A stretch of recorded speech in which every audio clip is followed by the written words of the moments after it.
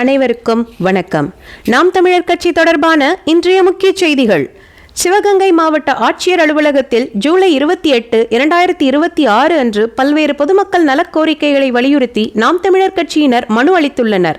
அந்த மனுவில் புதிய கல்குவாரிகளுக்கு அனுமதி வழங்கக்கூடாது என்றும் இயற்கை வளங்களையும் பொதுமக்களின் வாழ்வாதாரத்தையும் பாதுகாக்க உரிய நடவடிக்கை எடுக்க வேண்டும் என்றும் வலியுறுத்தப்பட்டுள்ளது. இதனிடையே ஜெயங்கொண்டம் பகுதியில் புதிதாக அமைக்கப்பட்டுள்ள கல்குவாரிக்கு எதிராக குரல் கொடுத்த உயர்நீதிமன்ற வழக்கறிஞர் திரு வேலாயுதம் மற்றும் திரு ஜெயச்சந்திரன் ஆகியோர் மீது தாக்குதல் நடத்தப்பட்டதாக கூறப்படுகிறது. இந்த சம்பவத்தில் தொடர்புடையவர்களை உடனடியாக கைது செய்து சட்டப்படி கடுமையான நடவடிக்கை எடுக்க வேண்டும் என்று மனுவில் கோரப்பட்டுள்ளது. மேலும் மருதங்குடி பகுதியில் நடைபெற்று வரும் தேசிய நெடுஞ்சாலை பணிகளை எந்த தடையும் இன்றி விரைந்து நிறைவேற்ற வேண்டும் என்றும் வலியுறுத்தப்பட்டுள்ளது. மக்களின் பாதுகாப்பு, இயற்கை வளங்களின் பாதுகாப்பு மற்றும் அடிப்படை கட்டமைப்பு மேம்பாட்டை முன்னிறுத்தியே இந்த கோரிக்கைகள் அரசின் கவனத்திற்கு கொண்டு செல்லப்பட்டுள்ளன.